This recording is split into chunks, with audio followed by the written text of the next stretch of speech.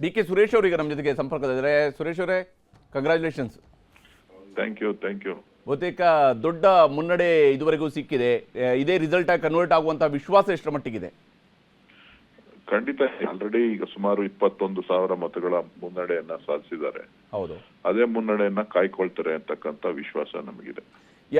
ಚನ್ನಪಟ್ಟಣದಲ್ಲಿ ಯಾವುದು ಪ್ಲಸ್ ಆಯಿತು? ಈಗ ಕಡೆ ಕ್ಷಣದಲ್ಲಿ ಆಗಿರುವಂತಹ ಬದಲಾವಣೆಗಳು, ಅಭ್ಯರ್ಥಿ ನಿಮ್ಮ ಕಡೆಗೆ ಬಂದಂಥದ್ದು, ಇವೆಲ್ಲದರ ನಂತರ ದೇವೇಗೌಡರು ಪ್ರಚಾರಕ್ಕೆ ಇಳಿದಾಗ ಎಲ್ಲೋದು ಕಡೆಯಲ್ಲಿ ದೇವೇಗೌಡರ ಪ್ರಚಾರದಿಂದಾಗಿ JDS ಒಂದು ದೊಡ್ಡ ಅಡ್ವಾಂಟೇಜ್ ತಗೊಳ್ಳುತ್ತೆ ಅನ್ನೋಂತಹ ನಿರೀಕ್ಷೆಗಳಿದ್ವು.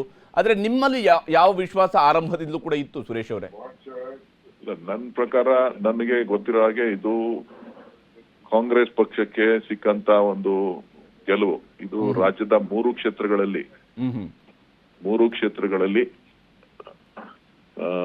ಉತ್ತರ ಕರ್ನಾಟಕ, ಬಾಂಬೆ ಕರ್ನಾಟಕ ಮತ್ತು ಹಳೆ ಮೈಸೂರು ಭಾಗ 3 ಕಡೆ ಈ ಗೆಲುವನ್ನ ರಾಜ್ಯದ ಜನ ಕೊಟ್ಟಿರೋದ್ರಿಂದ ಬಹುಶಃ ಏನು ಪ್ರಚಾರಗಳು ನಡೀತಾ ಇತ್ತು, ಕಾಂಗ್ರೆಸ್ನ ವಿರುದ್ಧವಾದಂತ ಅಪಪ್ರಚಾರಗಳು ನಡೀತಾ ಇತ್ತು, ಅದಕ್ಕೆ ತಕ್ಕ ಉತ್ತರವನ್ನ ಕರ್ನಾಟಕದ ಜನ ಕೊಟ್ಟಿದ್ದಾರೆ. ಅದರಲ್ಲೂ ಕೂಡ ಚನ್ನಪಟ್ಟಣದ ಸ್ವಾಭಿಮಾನಿ ಮತದಾರರು ಸನ್ಮಾನ್ಯ DK ಶಿವಕುಮಾರ್ ಅವರ ನೇತೃತ್ವಕ್ಕೆ ಗೌರವವನ್ನ ಕೊಡೋದ್ರ ಮುಖಾಂತರ ಈ ಜಿಲ್ಲೆನಲ್ಲಿ ಅಭಿವೃದ್ಧಿಗೆ ನಾವು ಮತ ಚಲಾಯಿಸ್ತೇವೆ ಅಂತ ಹೇಳಿ ಅಭಿವೃದ್ಧಿಗೆ ಬೆಂಬಲವನ್ನ ವ್ಯಕ್ತಪಡಿಸಿದ್ದಾರೆ. DCM ಅವರು ನಿನ್ನೆ ಕೂಡ ಒಂದು ಮಾತನ್ನ ಹೇಳಿದ್ರು, ಇಲ್ಲಿ ಗೆದ್ರೆ ನನಗೆ, ಇಲ್ಲಿ ಸೋತ್ರೆ ಅದು ನನ್ನ ವೈಯಕ್ತಿಕ ಸೋಲು ಅನ್ನುವಂಥದ್ದನ್ನು ಹೇಳಿದ್ರು. ಯಾಕಂದ್ರೆ ನಾನೇ ಅಭ್ಯರ್ಥಿ ಅನ್ನೋದನ್ನ ಜನರ ಮುಂದೆ ಹೇಳಿದ್ದೆ ಅಂತೇಳಿ. ಚನ್ನಪಟ್ಟಣದ ಇಲ್ಲಿ ಈಗ ಸಿಕ್ಕಿರುವಂತಹ ಮುನ್ನಡೆಯನ್ನು ಗಮನಿಸಿದಾಗ DK ಶಿವಕುಮಾರ್ ಅವರ ನಾಯಕತ್ವವನ್ನು ಚನ್ನಪಟ್ಟಣ ಮತ್ತು ಇಡೀ ರಾಮನಗರ ಜಿಲ್ಲೆಯ ಭಾಗದ ಜನ ಯಾವ ಸ್ವರೂಪದಲ್ಲಿ ಸ್ವೀಕರಿಸಿದ್ದಾರೆ ಅನ್ನುವಂಥ, ಮತ್ತು ನಿಮಗೆ ಬೆಂಗಳೂರು ಗ್ರಾಮಾಂತರದಲ್ಲಿ ಆದಂತಹ ಹಿನ್ನಡೆ ಇದರ ಮೂಲಕವಾಗಿ ತುಂಬಿಕೊಟ್ಟಿದ್ದಾರೆ ಅಂತ ನೋಡಿ. ಇವತ್ತು ಚನ್ನಪಟ್ಟಣದ ಗೆಲುವು ಏನಿದೆ, ಏನು ವಿಶ್ಲೇಷಣೆಗಳೇನು ನಡೀತಾ ಇತ್ತು, ಈ ವಿಶ್ಲೇಷಣೆಗಳು ಕೇವಲ ಮಾಧ್ಯಮಗಳಲ್ಲಿ ನಡೀತಾ ಆಗಿತ್ತು.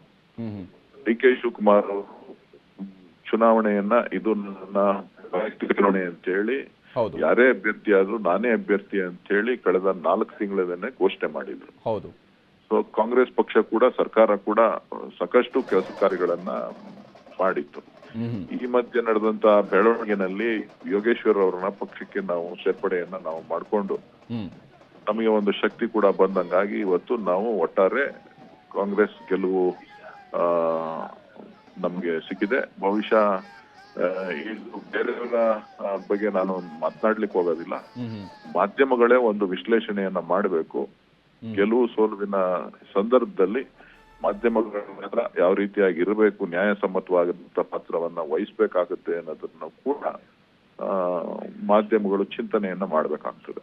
ಇಲ್ಲಿ ಗ್ಯಾರಂಟಿಗಳ ವಿಚಾರಕ್ಕೆ ಬಂದಂತಹ ಸಂದರ್ಭದಲ್ಲಿ ಗ್ಯಾರಂಟಿ ಯಾವ ಸ್ವರೂಪದಲ್ಲಿ ನೆರವಾಗಿದೆ ಮತ್ತು ಸರ್ಕಾರದ ವಿರುದ್ಧ ಬಹಳಷ್ಟು ಆಪಾದನೆಗಳು ಈ ನಡುವೆ ಕಳೆದ 4-5 ತಿಂಗಳ ಅವಧಿಯಲ್ಲಿನೇ ಬಂದಿರುವಂಥದ್ದು, ಇವುಗಳಿಗೂ ಕೂಡ ಇದು ಉತ್ತರ ಅಂತ ಹೇಳಿ ಪರಿಗಣಿಸ್ತೀರಾ ಈ ಬಾರಿಯ ಫಲಿತಾಂಶ? ಹೌದು, ಖಂಡಿತ. ಇವತ್ತೇನು ಮಾನ್ಯ ಮುಖ್ಯಮಂತ್ರಿಗಳ ಮೇಲೆ ಆರೋಪಗಳನ್ನ, ಸರ್ಕಾರದ ಮೇಲೆ ಸಾಕಷ್ಟು ಆರೋಪಗಳನ್ನ ಮಾಡ್ತಾ ಬಿಜೆಪಿಯವರು ಅಭಿವೃದ್ಧಿಗೆ ಕಂಟಕವಾಗಿ ಕೆಲಸ ಮಾಡ್ತಾ ಇದ್ದಾರೆ. ಜೊತೆಗೆ ಗ್ಯಾರಂಟಿಗಳನ್ನ ಟೀಕಿಸುವಂತ ಒಂದು ವ್ಯವಸ್ಥಿತವಾದಂತಹ ಪಿತೂರಿಯನ್ನು ನಡೀತಾ ಇದೆ. ಆ ಗ್ಯಾರಂಟಿ ಇವತ್ತು ರಾಜ್ಯದ ಜನರ ಭವಿಷ್ಯದಲ್ಲಿ ಬದಲಾವಣೆಯನ್ನ ತಂದಂತ ಒಂದು ತೀರ್ಪನ್ನ ಇವತ್ತು ಜನ ಕೊಟ್ಟಿದ್ದಾರೆ. ಇದರಲ್ಲಿ ಉತ್ತರ ಕಲ್ಯಾಣ ಕರ್ನಾಟಕದಿಂದ 1 ಸೀಟನ್ನ ನಮಗೆ ಇವತ್ತು ಜನ ಮನ್ನಣೆಯನ್ನ ಕೊಟ್ಟಿದ್ದಾರೆ. ಅದು ನಮ್ಮ ಕಾಂಗ್ರೆಸ್ನ ಸೀಟು. ಮತ್ತೊಂದು ಮಾಜಿ ಮುಖ್ಯಮಂತ್ರಿಗಳಂತ SR ಬಸವರಾಜ ಬೊಮ್ಮಾಯಿ ಅವರ ಪುತ್ರ ಅವರು ಕಣಕ್ಕಿಟ್ಟಂತ ಒಂದು ಸೀಟು. ಸೊ ಬಹುಶಃ ಅವರು ಬಿಜೆಪಿ ಸಂಪೂರ್ಣವಾಗಿ 2 ಕ್ಷೇತ್ರಗಳಲ್ಲಿ ಎಲ್ಲ ರೀತಿಯಲ್ಲೂ ಕೂಡ ತೊಡಗಿಸಿಕೊಂಡಿತ್ತು. ಸೊ ಅದು ಒಂದ್ ಕಡೆ ಬಾಂಬೆ ಕರ್ನಾಟಕ, ಇನ್ನೊಂದ್ ಕಡೆ ಕಲ್ಯಾಣ ಕರ್ನಾಟಕ, ಮತ್ತೊಂದ್ ಕಡೆ ಹಳೆ ಮೈಸೂರು ಭಾಗದಲ್ಲಿ ಮಾಜಿ ಪ್ರಧಾನಮಂತ್ರಿಗಳು ಮತ್ತು ಮಾಜಿ ಮುಖ್ಯಮಂತ್ರಿಗಳು ಬಹಳಷ್ಟು ಸುಮಾರು 15 ದಿನಗಳ ಕಾಲ ಸುದೀರ್ಘವಾದಂತ ಪ್ರಚಾರ ಮಾಡಿದ್ರು. ಆದ್ರೆ ಇವತ್ತು ಪ್ರಚಾರಕ್ಕೆ ಮತ್ತು ಜನ ಅಲ್ಲಿ ಸ್ಥಳೀಯರಿಗೆ ಮನ್ನಣೆಯನ್ನ ಕೊಡಬೇಕು, ಅಭಿವೃದ್ಧಿಗೆ ನಾವು ಜೊತೆ ಕೈ ಜೋಡಿಸ್ಬೇಕು, ಸೊ ಇವತ್ತು ಡಿ ಕೆ ಶಿವಕುಮಾರ್ ಅವರು ಸಕ್ರಿಯವಾಗಿ ಜಿಲ್ಲೆ ಅಭಿವೃದ್ಧಿಗೆ ಚಿಂತನೆಯನ್ನ ಮಾಡಿದ್ದಾರೆ ಅಂತ ಹೇಳಿ ನಮ್ಮ ಮುಖ್ಯಮಂತ್ರಿ ಸಿದ್ದರಾಮಯ್ಯನವರ ಕೈಯನ್ನ ಬಲಪಡಿಸಬೇಕು ಅಂತಕ್ಕಂಥ ದೃಷ್ಟಿಯಿಂದ ಈ ಒಂದು ಫಲಿತಾಂಶವನ್ನ ಇವತ್ತು ಜನ ತೀರ್ಪನ್ನ ಈ ಕೊಟ್ಟಿದ್ದಾರೆ. ಕಾರ್ಯತಂತ್ರದ ಮಧ್ಯದಲ್ಲಿ ಡಿ ಕೆ ಸುರೇಶ್ ಅವರೇ, ಇನ್ಫ್ಯಾಕ್ಟ್ ನೀವು ಹೇಳ್ದಂಗೆ ನಿಮ್ಮ ಸಹೋದರ ನಾನೇ ಕ್ಯಾಂಡಿಡೇಟ್ ಅಂತ 4 ತಿಂಗಳಿಂದ ಹೇಳ್ಕೊಂಡ್ ಬರ್ತಾ ಇದ್ರು. CP ಯೋಗೇಶ್ವರ್ ಬರೋ ತನಕ ನೀವು ಕ್ಯಾಂಡಿಡೇಟ್ ಅಂತ ಕಾರ್ಯಕರ್ತರು ಬಯಸ್ತಾ ಇದ್ರು. ಇನ್ಫ್ಯಾಕ್ಟ್ ಮಾಧ್ಯಮದಲ್ಲೂ ಆ ಬಗ್ಗೆ ಚರ್ಚೆ ಆಗ್ತಾ ಇತ್ತು. CP ಯೋಗೇಶ್ವರ್ ಬರ್ತಾರೆ, ಮತದಾನ ಆಗುತ್ತೆ, ಆದ್ರೆ ವೆರಿ ನೆಕ್ಸ್ಟ್ ಡೇನೆ ಸೋಲಿನ ಒಂದು ಹತಾಶೆಯ ರೀತಿಯಲ್ಲಿ ಮಾತಾಡ್ತಾರೆ. ಇದ್ ಕಾರಣ ಏನಾಯ್ತು? ನೋಡಿ, ಸೋಲಿನ ಹತಾಶೆ ಅಲ್ಲ, ಇವತ್ತು ಏನು ಪ್ರಚಾರಗಳನ್ನ ಏನು ವಿಚಾರಗಳಿದೆ, ಸ್ಥಳದಲ್ಲಿ ಇರ್ತಕ್ಕಂತ ವಿಚಾರಗಳನ್ನ ಬಿಟ್ಟು ಮಾಧ್ಯಮಗಳು ಬೇರೆ ರೀತಿಯಾಗಿ ನಡ್ಕೊಂಡಂತ ರೀತಿ ಕಳೆದ ಚುನಾವಣೆಗೆ ಮುಂಚಿತವಾಗಿ 3 ದಿನಗಳ ಕಾಲ ಇಲ್ಲಸಲ್ಲದ ವಿಚಾರಗಳನ್ನ ಚರ್ಚೆ ಮಾಡ್ತಾ ಒಬ್ಬ ಅಭ್ಯರ್ಥಿಯ ಮೇಲೆ ಪ್ರಭಾವ ಬೀರುವಂತಹ ಕೆಲಸವನ್ನ ಮಾಡಿದಂತ ಸಂದರ್ಭದಲ್ಲಿ ಎಂತ ಅಭ್ಯರ್ಥಿಗೂ ಕೂಡ ಎಲ್ಲೋ ಒಂದ್ ಕಡೆ ಆತ್ಮಸ್ಥೈರ್ಯ ಕಳ್ಕೊಳ್ಳುವಂಥದ್ದು ಸಹಜ ಆಗ್ತದೆ.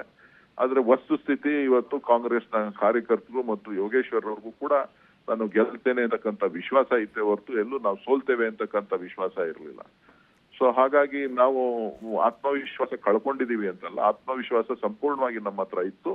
ಆ ಆತ್ಮವಿಶ್ವಾಸ ಇದ್ದುದ್ರಿಂದನೇ ನಾವು ನಮ್ಮ ಪಕ್ಷ ಮತ್ತು ಡಿ ಕೆ ಶಿವಕುಮಾರ್ ಅವರು ಗೆಲುವು ಸೋಲು ಎರಡೂ ಕೂಡ ನನ್ನದೇ ಅಂತಕ್ಕಂಥ ಅಭಿಪ್ರಾಯವನ್ನ ವ್ಯಕ್ತಪಡಿಸಿ. ಅಲ್ಲ, ಮಾತಿನ ಭರಾಟೆ ಹೆಂಗಿರುತ್ತೆ, ಸೋಲು ಗೆಲುವಿಗೆ ಹೆಂಗ್ ಕಾರಣ ಆಗುತ್ತೆ? ನೀವು ಮಾಧ್ಯಮದನ್ನ ದೂಷಿಸಕ್ಕಿಂತ ಮಂಡ್ಯ ಲೋಕಸಭೆ ಚುನಾವಣೆನೇ ಬೆಸ್ಟ್ ಎಕ್ಸಾಂಪಲ್. ಮಾತಿನಿಂದ ಹೆಂಗ್ ಎಲೆಕ್ಷನ್ ಅಲ್ಲಿ ನಾವು ಮತದಾರನ ದೂರ ಮಾಡ್ಕೊಳ್ತೀವಿ ಅಂತ ನಾನು ಹೇಳದ್ ಕೇಳಿದ್. ಮಂಡ್ಯ ಲೋಕಸಭಾ ಚುನಾವಣೆ ನೋಡಿ, ಚುನಾವಣೆಗಳಲ್ಲಿ ಅಭ್ಯರ್ಥಿಗಳ ಪರಾಮರ್ಶೆ ಆಗ್ಬೇಕಾಗ್ತದೆ, ಅಭ್ಯರ್ಥಿಗಳ ಕೆಲಸ ಕಾರ್ಯಗಳ ಬಗ್ಗೆ ಚರ್ಚೆ ಆಗ್ಬೇಕಾಗ್ತದೆ. ಅದನ್ನ ಬಿಟ್ಟು ನಾವು ಯಾರೋ ಮಾತಾಡಿದ್ದನ್ನ ನೀವು ನಮ್ಮ ಮೇಲೆ ಆರೋಪ ಮಾಡ್ತಾ ನಮ್ಮನ್ನ ಪ್ರಶ್ನೆ ಮಾಡಿ ನಮ್ಗೆ ಇಕ್ಕಟ್ಟಿನ ಪರಿಸ್ಥಿತಿಯನ್ನು ತರ್ತಕ್ಕಂಥದ್ದು. ಅವ್ರೇನಾದ್ರೂ ನೀವು ಮಾತಾಡುವಂತ ಮಾತು ಇದೇ ಮೊದಲನೇ ಬಾರಿ ಆಗಿತ್ತು ಅಂತ ಅಂದ್ರೆ ನೀವು ಬಿಂಬಿಸ್ತಕ್ಕಂಥದ್ದು ಸರಿಯಾಗಿರ್ತದೆ. ಅವರು 3-4 ಬಾರಿ ಮಾತಾಡಿದಾಗ್ಲೂ ಕೂಡ ನೀವು ಯಾವತ್ತೂ ಕೂಡ ಅದನ್ನ ಬಿಂಬಿಸ್ದೆ ಚುನಾವಣಾ ಸಂದರ್ಭದಲ್ಲಿ ಅದನ್ನ ಬಿಂಬಿಸುವಂತ ಪ್ರಯತ್ನ ಏನ್ ನಡೀತಲ್ಲ, ಅದು ಸರಿನಾ ಅಂತಕ್ಕಂಥದ್ದು ನನ್ನ ಪ್ರಶ್ನೆ. ಅದನ್ನ ನೀವು ಯಾವ ರೀತಿ ಸಮರ್ಥನೆ ಮಾಡ್ತೀರಿ? ಸುರೇಶ್ ಅವರೇ, ಇದು ಈ ವಿಚಾರಗಳು ಜನರ ನಡುವೆಯೂ ಕೂಡ ಚರ್ಚೆ ಆಗಿರುತ್ತೆ. ಜನರು ಅಂತಿಮವಾಗಿ ತಮ್ಮ ತೀರ್ಪನ್ನು ಕೊಟ್ಟಿದ್ದಾರೆ. ಇವತ್ತೀಗ ನಿಮ್ಮ ಕಾರ್ಯಕರ್ತರು ಹಿಡ್ಕೊಂಡಿರೋ ಒಂದು ಪೋಸ್ಟರ್ ಬಹಳ ನಾವು ಇಲ್ಲಿ ಗಮನಿಸ್ತಾ ಇದ್ವಿ, ದೃಶ್ಯದಲ್ಲಿ ಗಮನಿಸ್ತಾ ಇದ್ವಿ. ಮನೆ ಮಕ್ಕಳು ಅನ್ನುವಂಥದ್ದನ್ನ ಹಿಡ್ಕೊಂಡು ತೋರಿಸ್ತಾ ಇದ್ದಾರೆ. ಯಾವ ರೀತಿಯಾದಂತಹ ಸಂದೇಶವನ್ನ ಇದು JDS ಅವ್ರಿಗೆ ಕೊಡುವಂತಹ ಪ್ರಯತ್ನವನ್ನ ಮಾಡ್ತಾ ಇದ್ರಿ?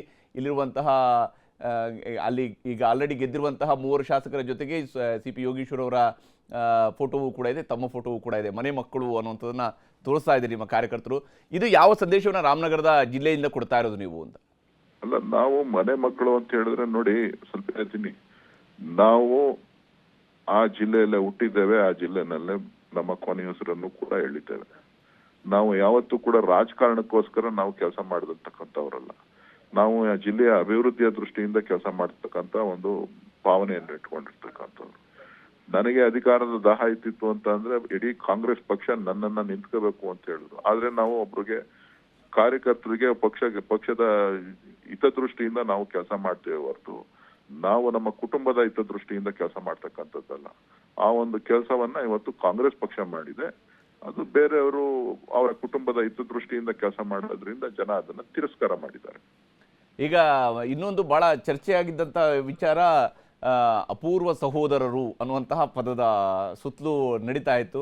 ಈಗ ಸಹೋದರರು ಯಾವ ಸಂದೇಶವನ್ನು ಕೊಡೋದ್ರಲ್ಲಿ ಯಶಸ್ವಿಯಾಗಿದ್ದೀರಿ ಅಂತ ನೀವು ಹೇಳ್ತೀರಿ? ಈಗ ಈ ಸಂದೇಶ ಕೊಟ್ಟಿರೋದು ನಾನಲ್ಲ, ಸಂದೇಶ ಕೊಟ್ಟಿರೋದು ಚನ್ನಪಟ್ಟಣದ ಮತದಾರರು ಸ್ಪಷ್ಟ ಸಂದೇಶವನ್ನ ಯಾವ್ಯಾವ ಆರೋಪಗಳಿಗೆ ಮಾಜಿ ಪ್ರಧಾನಮಂತ್ರಿಗಳು ಮಾಜಿ ಮುಖ್ಯಮಂತ್ರಿಗಳ ಆರೋಪಗಳಿಗೆ ಚನ್ನಪಟ್ಟಣದ ಮತದಾರರು ಸ್ಪಷ್ಟವಾದಂತ ಸಂದೇಶವನ್ನ ತಮ್ಮ ಮತಗಟ್ಟೆಗಳಲ್ಲಿ ಎಲ್ಲಾ ಭಾಗಗಳಲ್ಲೂ ಕೂಡ ಎಲ್ಲಾ ಜನರು ಕೂಡ ಸಾರ್ವಜನಿಕವಾಗಿ ರಾಜ್ಯದ ಜನರಿಗೆ ತಿಳಿಯುವ ರೀತಿನಲ್ಲಿ, ರಾಷ್ಟ್ರದ ಜನರಿಗೆ ತಿಳಿಯುವ ನಿಟ್ಟಿನಲ್ಲಿ ಸ್ಪಷ್ಟವಾದಂತಹ ಸಂದೇಶವನ್ನ ಸ್ಪಷ್ಟವಾದಂತಹ ರೀತಿನಲ್ಲಿ ಸ್ಪಷ್ಟ ಉಚ್ಚಾರಣೆಯನ್ನ ಮಾಡ್ತಾ ಯಾವುದೇ ಗೊಂದಲಗಳಿಗೂ ಕೂಡ ಎಡೆ ಮಾಡಿಕೊಳ್ಳದೆ ಸ್ಪಷ್ಟವಾಗಿ ಎಲ್ಲವನ್ನು ಕೂಡ ತಿಳಿಸಿದ್ದಾರೆ.